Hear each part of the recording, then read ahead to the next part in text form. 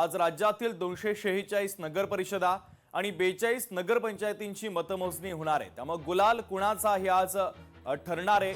2 डिसेंबर 2025 रोजी 263 नगर परिषदा आणि नगरपंचायतींसाठी मतदान झालं। शनिवारी 23 ठिकाणी मतदान पार पडलं। आज सकाळी 10 वाजता मतमोजणीला सुरुवात होणार आहे।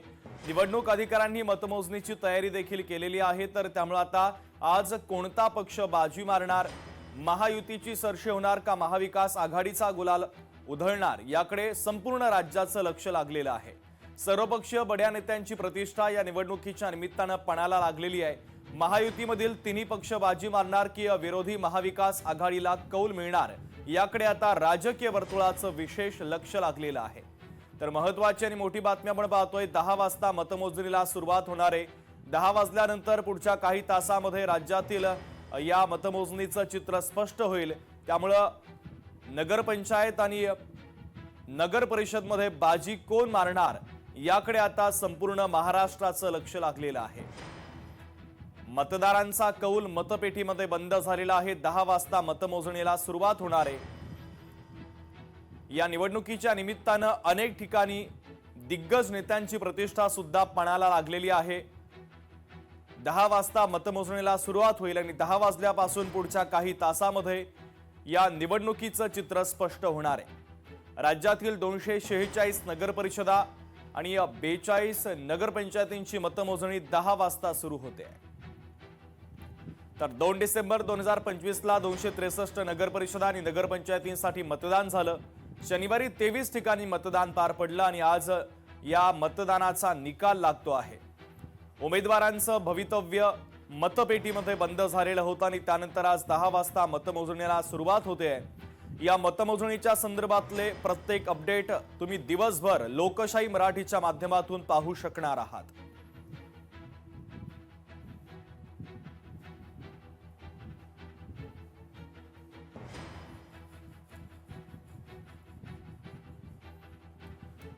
तर राज्यातील प्रत्येक नगर परिषदेचे जे केंद्र आहेत त्या ठिकाणी आता मतमोजणीला 10 वाजता सुरुवात होणार आहे। त्या ठिकाणी सध्या परिस्थिती काय आहे, कशा पद्धतीने प्रशासनाने तयारी केलेली आहे, पोलिसांचा बंदोबस्त नेमका कसा आहे या संदर्भात अधिकचे अपडेट देण्यासाठी पुण्याहून आमचे प्रतिनिधी चंद्रशेखर भांगे जोडले जात आहेत। नागपूरहून आमचे प्रतिनिधी ज्ञानेश्वर पवार जोडले जात आहेत आणि कोल्हापुरातून सतेज औंधकर आमचे प्रतिनिधी जोडले जात आहेत। मात्र महाराष्ट्रातील प्रत्येक नगर परिषद आणि नगरपंचायत निवडणुकीचे अपडेट तुम्ही दिवसभर लोकशाही मराठीच्या माध्यमातून पाहणार आहात।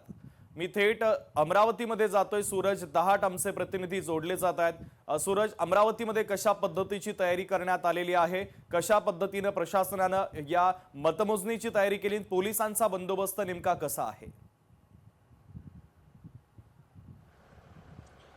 नक्कीच आपण जर पाहिलं तर सकाळी 10 वाजल्यापासून जे खऱ्या अर्थाने मतमोजणीला सुरुवात होणार आहे। जर पाहिलं तर अमरावती जिल्ह्यामध्ये 10 नगर परिषद आणि 2 नगरपंचायतच्या सार्वत्रिक निवड होऊ घातलेल्या आहे। या संदर्भाने जर आपण जर पाहिलं तर 12 नगराध्यक्षाच्या जागेसाठी यांनी 278 नगरसेवका जागेसाठी संपूर्ण निवडणूक या ठिकाणी झालेली आहे। आणि आपण जर पाहिलं तर मी सध्या अमरावतीच्या चांदूर रेल्वे येथील मतदान केंद्रावर आहे। सकाळचा वेळ असल्यामुळे या ठिकाणी कोणीही जरी आलं नसलं तरी मात्र 8 वाजल्यापासून जे आहे संपूर्ण पोलीस यंत्रणा आणि या ठिकाणचे जे स्थानिक कार्यकर्ते असतील, उमेदवार असतील, हे या मतमोजणी केंद्रावर पोहोचणार आहे। कारण का 8:30 नंतर संपूर्ण पोलिसांना आणि इथले जे संपूर्ण कार्यकर्ते असतील, उमेदवाराचे प्रतिनिधी असतील, उमेदवारांना आतमध्ये जाण्यास या ठिकाणी परवानगी देण्यात आलेली आहे। त्यामुळे या ठिकाणी आता जरी या ठिकाणी कोणी जरी नसलं तरी मात्र आता काही वेळातच जर पाहिलं तर या ठिकाणी उमेदवाराचे प्रतिनिधी आणि पोलीस यंत्रणा आणि महसूल यंत्रणा या ठिकाणी मतमोजणीसाठी सज्ज होणार आहे। एकूणच जर पाहिलं तर अमरावती जिल्ह्यामध्ये धारणी नगरपंचायतमध्ये जर आपण जर पाहिलं तर मुख्यमंत्री देवेंद्र फडणवीस यांची धारणीमध्ये प्रचार सभा झालेली होती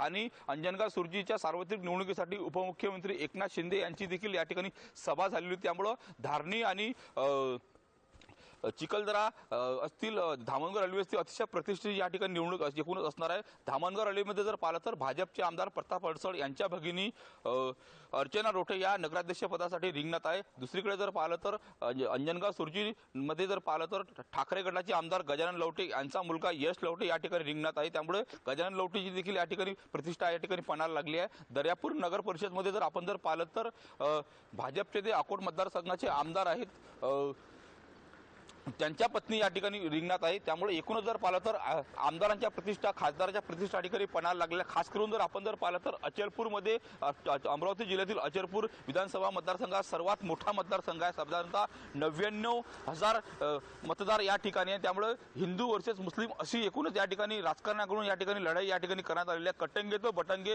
असा संपूर्ण जो नारा आहे या ठिकाणी नवनीत राणेंनी या ठिकाणी दिलेला होता. त्यामुळे मतांचं विभाजन मोठ्या प्रमाणात या ठिकाणी झालेलं आहे. हिंदुत्वाच्या मुद्द्यावर खरंच भारतीय जनता पार्टीला या ठिकाणी काही लोक साथ देतील का, हे सुद्धा एक महत्त्वाचा प्रश्न आहे. कारण का आपण जर पाहिलं तर अमरावती जिल्हा हा लोकसभा मतदारसंघ हा अनुसूचित जातीसाठी राखीव आहे. मात्र कटंगेचं बटंगे असा एकूणच या ठिकाणी अमरावती जिल्ह्यामध्ये नारा दिल्यामुळे वेगळं वळण या निवडणुकीला लागले होतं. आरोप प्रत्यारोप मोठ्या प्रमाणात या निवडणुकीमध्ये झालेले आहे. त्यामुळे विकासाच्या मुद्द्यावर लोक या ठिकाणी कोणाला मतदान करणार, कोणाचं पारडं या ठिकाणी जड असणार या ठिकाणी 10 वाजल्यानंतरच कळेल. जर पाहिलं तर साधारणतः 12 ते 1 नंतर संपूर्ण अमरावती जिल्ह्यातील अंतिम निकाल या ठिकाणी घोषणा होण्याची शक्यता आहे. नगरसेवक आणि नगराध्यक्ष पदासाठी संपूर्ण जर पाहिलं तर एकाच वेळी या ठिकाणी मतदान सुरू होणार आहे. तब्बल अचलपूरमध्ये जर पाहिलं तर 20 फेऱ्या संपूर्ण या ठिकाणी होणार आहे. एकूण 3 टेबलवर संपूर्ण या ठिकाणी जर पाहिलं तर मतमोजणीला खऱ्या अर्थानं 10 वाजल्यापासून सुरुवात होणार आहे.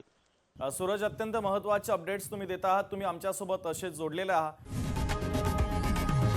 लोकशाही मराठी ऐका, पहा, जागरूक रहा.